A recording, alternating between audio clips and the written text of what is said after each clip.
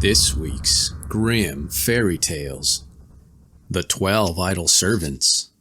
12 servants who had done nothing all the day would not exert themselves at night either, but laid themselves on the grass and boasted of their idleness. The first said, "What is your laziness to me? I have to concern myself about mine own. The care of my body is my principal work. I eat not a little and drink still more. When I have had 4 meals, I fast a short time until I feel hunger again, and that suits me best. To rise betimes is not for me. When it is getting near midday, I already seek out a resting place for myself. If the master call, I do exactly as if I had not heard him. And if he call for the second time, I wait a while before I get up and go to him very slowly. In this way, life is endurable." The second said, "I have a horse to look after, but I leave the bit in its mouth, and if I do not want to do it, I give him no food, and I say he has had it already. I, however, lay myself in the oat chest and sleep for 4 hours. After this I stretch out one foot and move it a couple of times over the horse's body, and then he is combed and clean. Who is going to make a great business of that? Nevertheless, service is too toilsome for me." The third said, "Why plague oneself with work? Nothing comes of it. I laid myself in the sun and fell asleep. It began to rain a little, but why should I get up? I let it rain on in God's name. At last came a splashing shower, so heavy indeed that it pulled the hair out of my head and washed it away, and I got a hole in the skull. I put a plaster on it, and then it was all right. I have already had several injuries of that kind." The fourth said, "If I am to undertake a piece of work, I first loiter about for an hour, that I may save up my strength. After that, I begin quite slowly, and ask if no one is there who could help me. Then I let him do the chief of the work, and in reality only look on. But that also is still too much for me."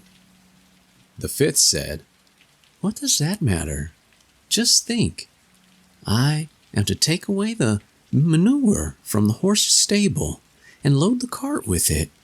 I let it go on slowly, and if I have taken anything on the fork, I only half raise it up, and then I rest just a quarter of an hour until I quite throw it in. It is enough, and to spare if I take out a cartful in the day.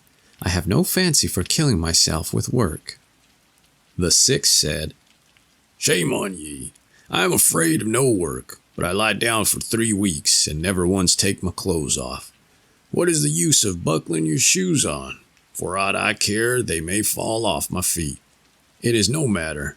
If I'm going up some steps, I drag one foot slowly after the other, onto the first step, and then I count the rest of them, that I may know where I must rest." The seventh said, "That'll not do with me. My master looks after my work, only he is not at home the whole day. But I neglect nothing. I run as fast as it is possible to do when one crawls. If I am to get on, 4 sturdy men must push me with all their might. I came where 6 men were lying sleeping on a bed beside each other. I lay down by them and slept too. There was no wakening me again, and when they wanted to have me home, they had to carry me." The eighth said, "I see plainly that I am the only active fellow. If a stone lie before me, I do not give myself the trouble to raise my legs and step over it. I lay myself down on the ground, and if I am wet and covered with mud and dirt, I stay lying until the sun has dried me again. At the very most, I only turn myself so that it can shine on me." The ninth said, "That is the right way. To do the bread was before me, but I was too idle to take it, and nearly died of hunger. Moreover, a jug stood by it, but it was so big and heavy that I did not like to lift it up, and preferred bearing thirst. Just to turn myself round was too much for me. I remained lying like a log the whole day." The tenth said, "Laziness has brought misfortune on me, a broken leg and a swollen calf. 3 of us were lying in the road, and I had my legs stretched out. Someone came with a cart, and the wheels went over me. I might indeed have drawn my leg back, but I did not hear the cart coming, for the midges were humming about my ears and creeping in at my nose and out again at my mouth. Who can take the trouble to drive the vermin away?" The 11th said, "I gave up my place yesterday. I had no fancy for carrying the heavy books to my master any longer or fetching them away again. There was no end of it all day long. But to tell the truth, he gave me my dismissal and would not keep me any longer. For his clothes, which I had left lying in the dust, were all moth-eaten, and I am very glad of it." The 12th said, "Today I have to drive the cart into the country, and made myself a bed of straw on it, and had a good sleep. The reins slipped out of my hands, and when I awoke, the horse had nearly torn itself loose. The harness was gone, the strap which fastened the horse to the shaft was gone, and so were the collar, the bridle and bit. Someone had come by, who had carried all off. Besides this, the cart had got into a quagmire and stuck fast.